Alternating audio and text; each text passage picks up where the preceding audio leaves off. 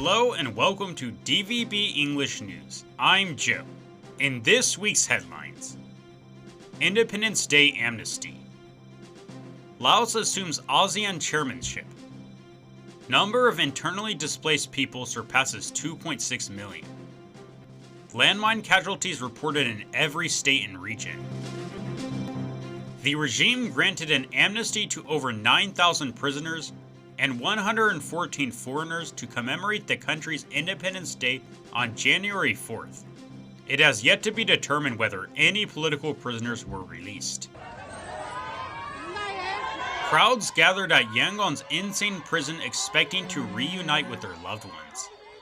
The Assistance Association for Political Prisoners states that since the 2021 military coup, a total of 25,730 people have been arrested, with 19,930 currently in detention. Laos took over chairmanship of the Association of Southeast Asian Nations from Indonesia on January 1st. It will oversee a troika with Indonesia and Malaysia, the previous and future chairs of ASEAN, in order to find a political solution to Myanmar's crisis.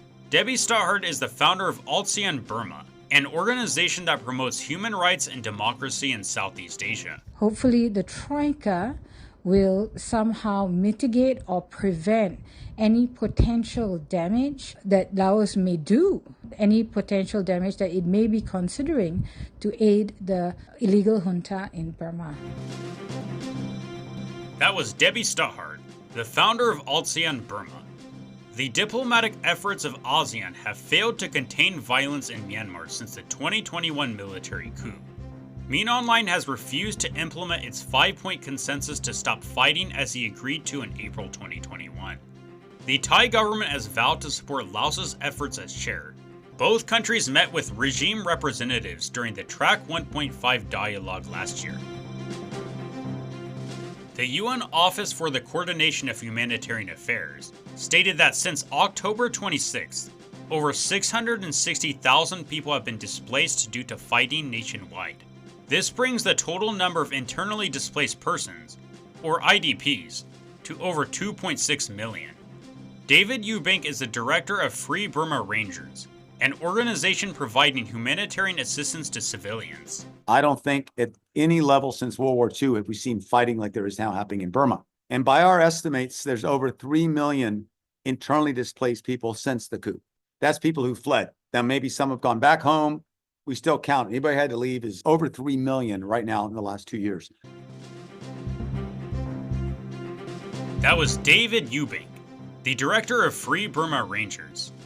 The UN report added that 82,000 IDPs in northern Shan State have received humanitarian assistance since Operation 1027 was launched by the Brotherhood Alliance against the military on October 27th. The UN Central Emergency Response Fund will provide $7 million to help the most vulnerable people in Myanmar. The Landmine and Cluster Munition Monitor report released on December 28th states that at least 384 people have been killed, and 161 have been injured by landmines and explosive remnants of war over the last year. Landmine usage is reported to have increased significantly, with most of the casualties being in Shan, Kachin, and Karen states. Yeshua Moser Pongsuwan is a researcher at the Landmine and Cluster Munition Monitor. There's been a dramatic increase in armed conflict throughout the country, and with that, there has been a dramatic increase in the use of anti-personnel landmines.